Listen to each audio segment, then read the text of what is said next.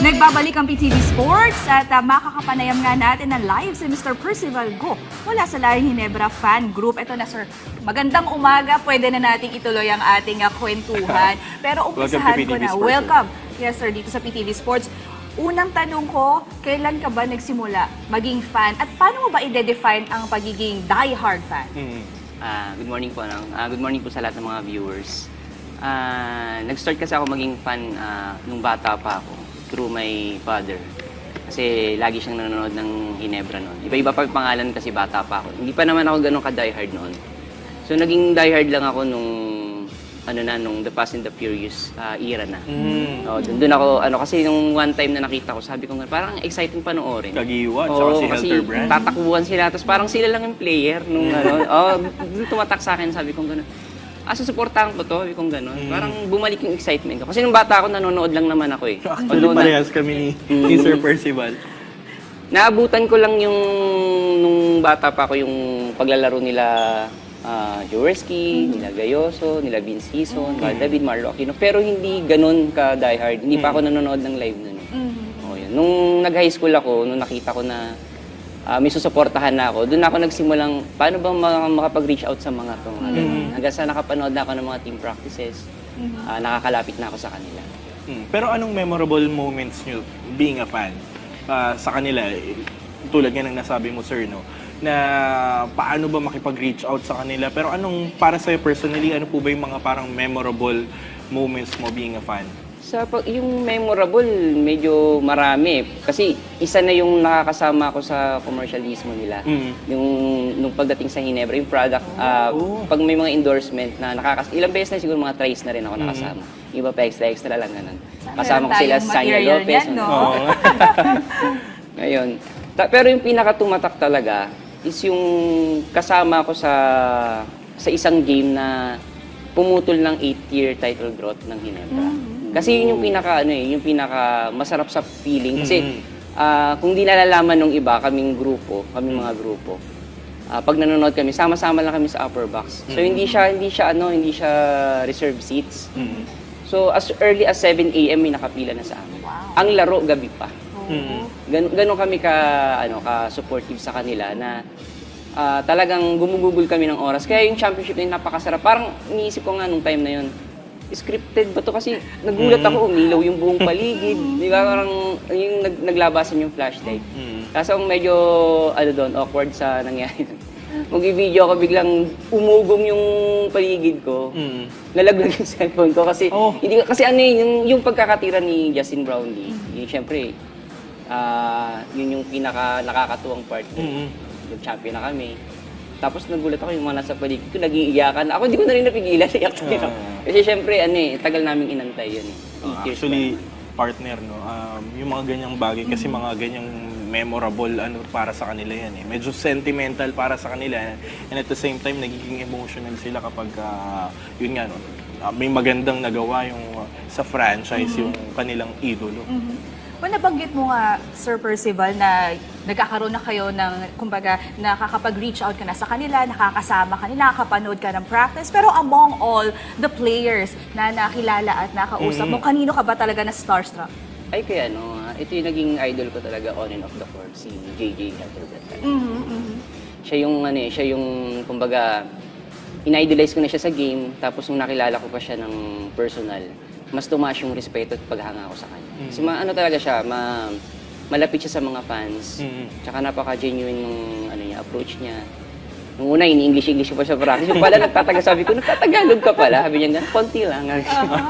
But anong meron si JJ Helter Brand among all yung kinikwento sa akin, kasi hindi ko naman inabutan si The Living Legend, Jaworski, na yung nakadaw pang palad pa. Pero ang sinasabi kasi nila, siya daw yung tipo na talagang nagbibigay ng oras sa mga fans. Yung magpapapicture, ganun yung nakita ko kay JJ. Sobrang approachable niya, hindi siya masungit sa fans. Ina-accommodate niya hangga't kaya. Pero Sir Percival, pwede niyo ba ibahagi sa amin yung paano kayong napasok sa fan Paano ba Sa nabuo? Lahing Ginebra Fan Oo, Group? paano ba nabuo yun or ano ba? Kayo ba ang nun, sir? Ang Kayo ba founder founder. nun? Or? Wala pang Lahing Ginebra. sa mga fan page pa lang dati kasi hindi pa naman uso yung groups. Nagsiset talaga ako mismo ng mga eyeball. Ako mismo yung nagsiset ng magkikita-kita kami mga fans. Jogging muna kami, tapos naglalaro kami. Hanggang sa eventually nagkaroon nga kami ng mga liga-liga. Nag-organize kami ng mga leagues, tapos na-upgrade yun sa Sports Fest. Hanggang sa, ayun na, gumanda yung bonding kasi hanggang sa nabuo na namin yung Lahing Ginebra. Tapos from there, sa group na yun, doon kami kumuha ng mga players na paglalaroin doon sa Sports Fest. Hanggang lumawak siya na pagdating tuloy ng live game, na kami, yung grupo na talaga kaming nanonood, sumusuporta kami sama-sama. Naglaro ka ba before, sir, ng basketball? Wala bang background mo at para ano yung naging motivation mo to, create this group? Kung sa basketball, naglalaro ko ng bata ko, pero hindi kasi yun talaga yung sports ko. Martial arts talaga yung sports. Kaya lang, syempre, dahil nga kakapanood ng TV kapag kasama ko yung father ko, na na rin ako, parang medyo na-attach na rin ako sa basketball. Tapos, since lalaro ko rin naman, nagustuhan ko kasi talaga yung Ginebra. Iba yung charisma talaga ng Ginebra para sa akin. Pero yung main partner, no? From martial arts. Pero nahilig siya sa, sa larong basketball, oh. Pero Sir Percival, anong masasabi mo being, parang yung parang best part mo being an avid fan of the fan favorite, no? Fan favorite na team na Ginebra. Again? Ano pong masasabi mo or best part dun sa pagiging fan mo? Isa sa mga avid fan. Best part siguro yung na-bind namin yung mga fans mismo. Kami-kami, nagsama-sama kami. Ang maganda pa rin yung syempre kapag gumagawa kami ng mga event, na ilalapit namin mismo yung ibang fans sa mga players. Na syempre, mga pangarap lang nila, makita sa personal, hanggang sa nakakasama na nila. Masarap sa feeling yung gano'n na nagiging way ka para makatulong ka sa iba na makapag-reach out dun sa mga players. Plus, sa mga event namin, syempre, nababahagi din namin yung natuturuan namin yung mga fans na maging disiplinado. Ganun din, gaya sa Sports Fest, tinuturuan namin sila sa mga time management.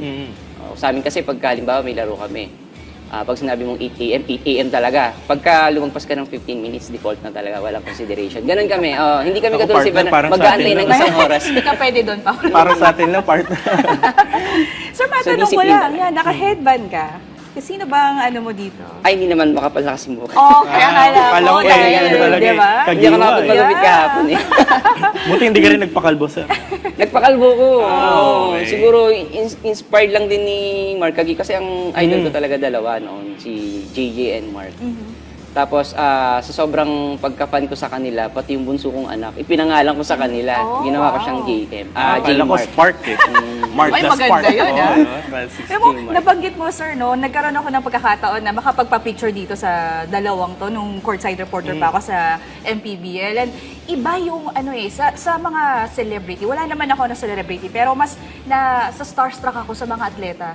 Alam mo yun, na-interview ko si Coach Philip Cesar, nakasama ko sa broadcast si JB Gayoso. Alam mo yung mga... Tagal na nun, Yeah, pero ngayon sa recent lang na mga season ng MPBL. So, talagang etong mga, lalo na si Coach JB, napakakalog at saka nakakatuwa kapag nag-share siya ng mga experiences niya, lalo na nung naglalaro pa siya sa Ginebra.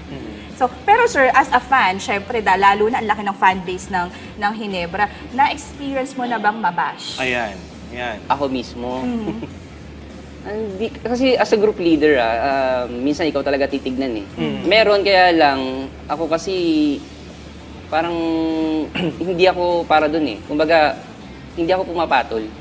Fan kasi ako ng team ko, pero hindi ako basher ng ibang team. As well as sa mga fans din, hindi naman ako basher din ng ibang fans.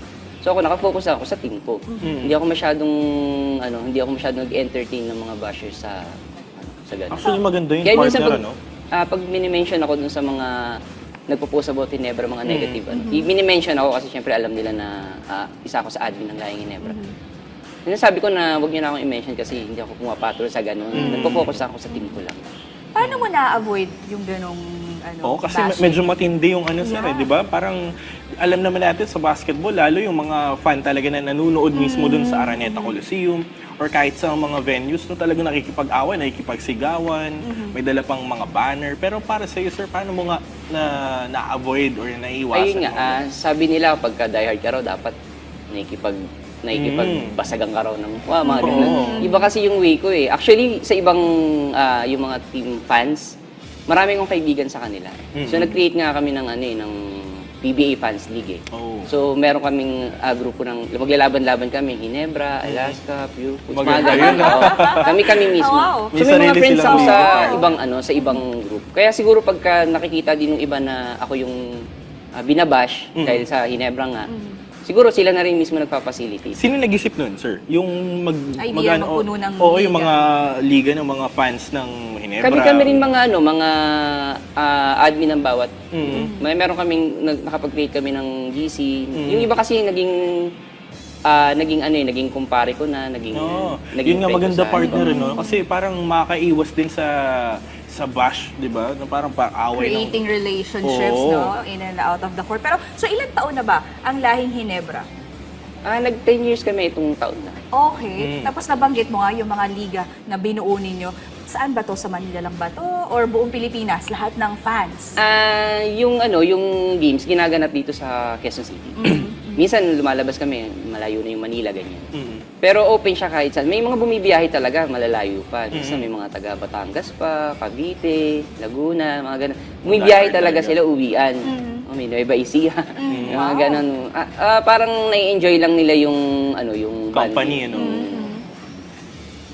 Pero para sa'yo, sir, bilang fan, gusto ko naman tanungin kung ano yung mga favorite mo na memorabilia na pagmamayari mo mismo, sir, na meron ka. Ang pinaka-favorite ko, galing lang sa isang tao, pero dalawa yon. Yung isa kasi doon, galing yun, syempre, sabi ko nga kanina, di ba, idol ko si JJ. Nabigyan niya ako ng personal jersey niya, yung game-worn jersey niya. So yung Immaculate White na Ginebra, Barangay Ginebra Kings, yung puti. Paganda kasi yung pagkakabigay niya sa akin kasi talagang pababa na ako ng galing akong team practice nila sa Xavier. Sabi niya gano'n. Percy, tinawag niya pa talaga ako galing sa taas. May isa pa pala akong jersey doon sa car, sabi niya gano'n. So, ang sarap sa feeling na gano'n na talagang hindi mo hinahabol talaga yung player na, pahingin naman ng jersey. Parang kasi sobrang bait talaga ni JJ, sa totoo lang. Actually, hindi lang naman ako yung nabigyan niya, marami pa kami, di ba? Parang ang memorable nung moment na yon. Pero yung pangalawa nun, 2012 yun eh. Tapos noong 2017, nag-back-to-back champion sila. Napunta rin sa akin yun yung isang jersey na. Wow. Kulay red naman. Yun yung pinaka siguro memorable na masasabi ko na nakuha kong gift from Ginebra. Pero si JJ, Sir Percival, hindi na siya naglalaro sa PBA ngayon. As a fan ba, yung lalo na yung mga players na iniidolo ninyo, sinusundan nyo pa rin ba sila kahit hindi na sila sa Ginebra naglalaro or sa nasa PBA naglalaro? Moto Club na sila. Sinusupport ko sila pero in a way na hindi nga lang katulad nung sa iba na talagang hanggang sa live games. Kasi ako mismo sa Ginebra, hindi na rin ako ganun ka-active masyado manood ng live. Siyempre, mula kasi nung, di ba, dumaan tayo ng pandemic, hinahanap nga ng tao yung crowd. Kasi evident naman na talagang makikita mo na bumaba yung Siguro marami rin talaga kasing medyo nagbabawi pa hanggang ngayon kaya hindi nakaka-support ng live. Pero para sa'yo, sir, pwede mo ba i-compare yung Ginebra noon sa ngayon? Kasi di ba after pandemic, alam natin na napakadaming mga nangyari at pagbabago sa PBA. Pero noon, sir, pwede mo ba ibahagi sa amin kung gaano kaganda yung noon sa ngayon? Yung sa ganda nung noon, ang nakikita ko, kaya siguro mas maraming talagang excited sa panonood. Yung iba kasing pituhan noon. Noon parang no harm, no foul eh. Oo, talagang makikita mo, nakikipagbasagan talaga sila ng Pisikalan talaga sobra. Ngayon kasi kung i-compare ko sa tawagan ngayon, medyo may kanipisan na kaya nga nagkaroon tayo diba ng coaches challenge eh. So nakikita naman natin na kapag halimbawa may pinipito na foul, tapos pag sinalish, minsan successful pa. Ibig sabihin nagkakamali. Hindi ko naman inaano yung referee kasi mahirap talaga yung trabaho nila. Ang sinasabi ko lang yung dati kasi they let the players play.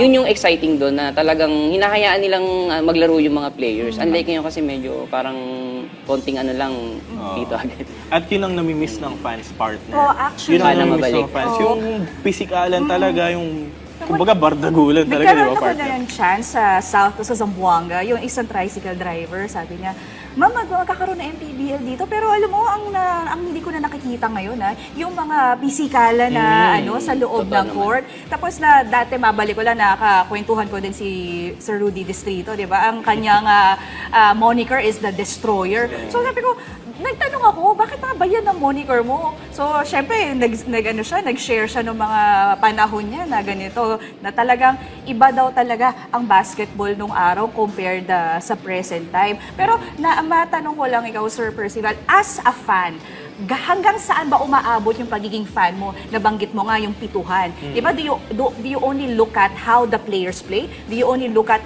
the looks of the players, yung galawan nila, yung skill nila, o nagiging analyst ka na rin, in a way? Actually, minsan sa group yan ang inaabangan sa akin dati. Kapag may mga nangyayari, nag-feeling analyst tayo. Siyempre, binabasa rin natin kasi pag hilig mo, siyempre, dapat may alam mo alam ka rin yung rin, sinasabi mo eh. Lalo na nagpapaliga ako, siyempre. Alam ko rin dapat yung mga rules. So, although iba naman yung amateur rules sa sa professional. Kahit pa paano, may alam naman tayo. Minsan, tinutulungan ko rin yung mga fans intindihin kung ano yung mga nangyayari. Kung ano yung naiintindihan ko, sinasabi ko sa kanila. Siyempre, dinidiscredit ko yung pagiging, siyempre baka sabihin magaling tayo. Inaano ko na, yun ay para sa akin lang. Pero para sa'yo, sir, yung about kay Justin Brownlee, how does he feel po? Anong masasabi mo doon na yung, kahit fan ng ibang team, pinabibilib niya yung ganun, sir? Yeah, siyempre, alam natin, Justin Brownlee, lahat parang favorite siya, no? Kahit Iba, hindi iba siya yung- dun sa Ginebra team na fan. Pero fan pa rin siya ng ibang team. Hulog ng langit yan si Justin. Grabe, hindi lang sa Ginebra, di ba? Sa Pilipinas din. Kasi iba yung puso nung Justin Brownlee talaga eh. Ilang beses na siyang, nung kalagitnaan ng career niya, dinadown na siya na hindi niya nakaya, pero iba pa rin eh. Tsaka napaka-humble na tao kasi, napakabait. So naka-meet and greet na rin namin siya. Napaka-down to earth niya. Kung ikaw yung import na katapatan niya at aangasan mo siya, yung parang, let my play do the talking, parang ganun na lang eh. Hindi kita gagantihan ng ng angas mo. Sa laro ko na lang ipapakita. Actually, Iba-iba yung puso. napakabait niya. Parang minsan nga hindi naman sa parang mas Pinoy pa minsan sa mga Oo. ibang Pinoy eh. Kasi yung ibang ang nangyayari kasi minsan lalo pag ibang team ka sa PBA. Nakikita ko dina-down si Justin Oo. Ang nire-represent ng Philippines na eh. Dapat 'di ba sinusuportahan na natin siya. Sir, in your journey as a fan of Ginebra, meron ka bang player before na masasabi mo magkapareho ng style pagdating sa paglaro noon at ngayon? Hindi ko maano yung particular na player eh. Pero marami sa ngayon na na-adapt naman yung NST style na hindi sumusuko kapag marami diyan sa mga guards lalo na si Scottie Thompson, iba yung galaw niya, yung kahit sabihin mo medyo malayo na talagang hindi sumusuko eh. Mga ilalaban niya yung hindi ka natitingin sa score, parang ganun. Lalaruin ko na lang hanggang kung ano yung maaabot ko. Wala namang particular sa mga dating player kasi dati naman talagang nung nabuo yung NSD, halos buong team eh. Buong team naman ang nagdadala talaga. Pero Sir Percy, pahabol lang sa ngayon ba, before and ngayon, malakas pa rin ba yung fan base ng Ginebra compared before? Tas ngayon, meron pa rin ba? Malakas pa rin ba hanggang ngayon? Para sa akin kasi iba ko siya nakikita eh. Kumpara sa sinasabi ng iba na bagsak na raw yung fan base, na wala na raw nanonood sa PBA, wala na raw sumusuporta dahil sa ganito, dahil sa ganito. Kasi iba yung nakikita ko, gaya nga sabi ko kanina, nung nagdaan yung pandemic, marami pa rin yung mga nagbabawi eh. Kasi kung hahanapin mo yung mga dating sumusuport, gaya ko sa live game, asan ba kami? Kumbaga, wala kami sa live game, pero in spirit, nakasupport pa rin kami.